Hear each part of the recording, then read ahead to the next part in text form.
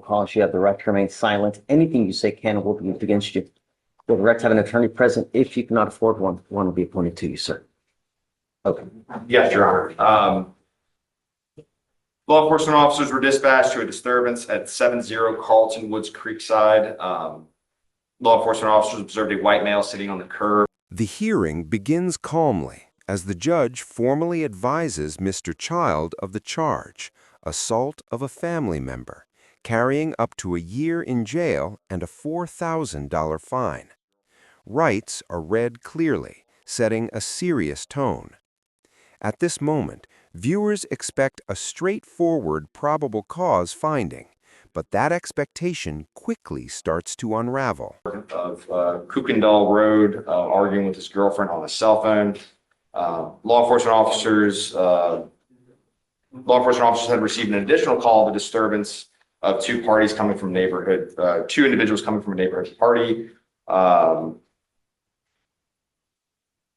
They observed the complainant and defendant to be highly intoxicated. An Uber had picked them both up, and they both started fighting in the Uber. The Uber drivers pulled over. Fighting in the Uber? In the Uber, yes, Your Honor. The Uber driver pulled over. The Uber driver stated to officers that the defendant was slapping and punching the complainant, who was his girlfriend, who was the defendant's girlfriend. Police describe responding to a disturbance involving a couple who were highly intoxicated after a neighborhood party. Things escalated inside an Uber where an argument turned physical. Already, the situation feels messy. Alcohol, emotions, and conflicting stories are about to collide. And the Uber driver had called the security officer on duty to get help with the situation. I'm sorry, Your Honor, it's reading directly. DVD's here. I don't know if Sebastian's had a chance to even look at it yet. Actually, stay close to that area, will you? Don't come here.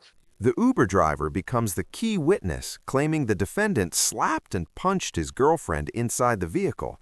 The driver even pulled over and called security.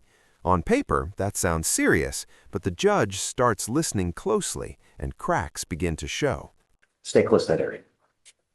Okay, sorry. So we're just doing PC. All I've heard so far is that they're both highly intoxicated, arguing.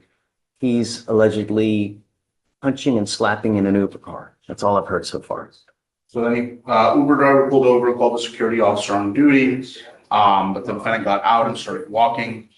The security guard followed him until he got to the beginning of the subdivision. Then officers arrived and observed the defendant on the sidewalk. Officer tried to talk to the defendant. Once the defendant started to tell the officer, quote, "Leave me the fuck alone. You people are a piece of shit, and that's all you'll do is treat people with no respect." As the defendant walks away from the scene, officers describe combative behavior, profanity, and dropped pill bottles containing marijuana. While this paints a picture of disorderly conduct, the judge quickly redirects the focus. This is a probable cause hearing for assault, not attitude or intoxication. The defendant started walking towards the officer, dropped the pill bottles, and kept saying, "Leave me alone, get away from me." Officer asked the defendant what it was that they're trying to hide. Defendant said that that's my marijuana. Defendant was combative, telling the officer to fuck off. Officer made contact with the complainant witness, said they were a party, they both got drunk and started fighting when they got in the Uber. And the complainant witness stated that she did not feel pain. And I think that's where we're at. Do they see any visible injury? Here's where the case weakens. The alleged victim tells officers she did not feel pain, shows no visible injuries, and does not want to press charges. That immediately raises a key question.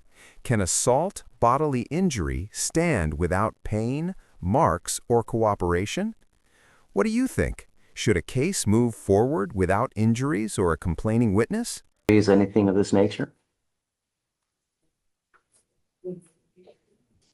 Judge, as far as that goes, what's in the DIMS here is that the witness stated that he observed the defendant with enough force that she covered her face, fell to the floor, and that the witness observed the complainant based on her actions to appear to be in pain.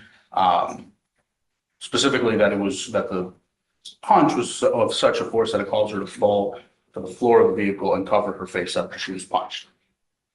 I think that's where we're at with that.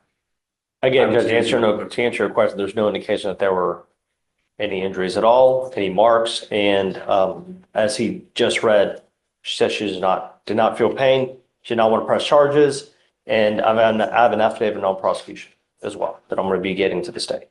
Yeah, so as far as bodily injury goes, of course, we don't need necessarily direct evidence. Pain can be something that can be inferred based on conduct. We understand that, a punch of a certain amount of force from a witness's perspective. Did they get any statements from the The prosecution leans heavily on the Uber driver's statement, claiming the punch was forceful enough to knock her down. But even the state admits there are no injuries documented, no marks observed, and no medical evidence. The judge presses hard, highlighting the contradiction between dramatic claims and missing proof. person who saw the punch to? Again, that was the Uber driver. And that's what the Uber driver said, that based on what they saw, the punch had enough force that it caused her to fall to the ground, covering her face. The officer goes to interview the complaining witness, I'm Yes. assuming, and doesn't see And anything? I don't see any indication that they saw anything. And she says, I felt okay. And I do not want to press charges.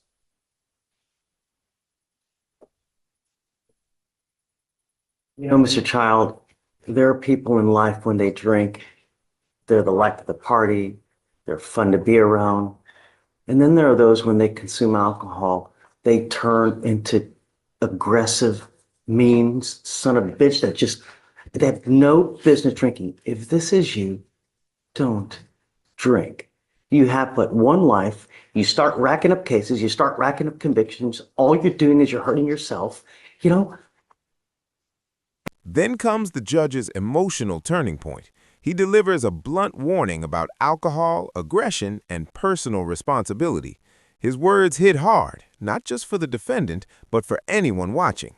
This isn't just about law, it's about life choices and consequences. Be nice and good things happen. You're aggressive to cops, you're aggressive here. I mean, the only reason I'm finding no probable cause is because they wrote this report completely, just utterly terrible. And it's over and over and over. But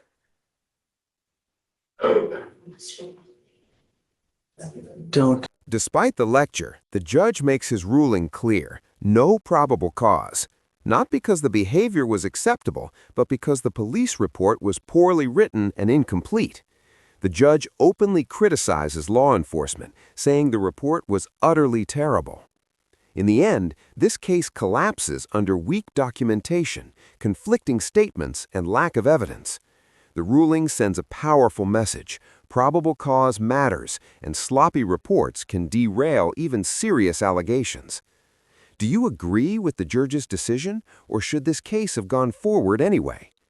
Like the video if courtroom accountability matters to you. Subscribe for more real courtroom moments and legal breakdowns. Share this case, because how justice is written can matter just as much as what happened.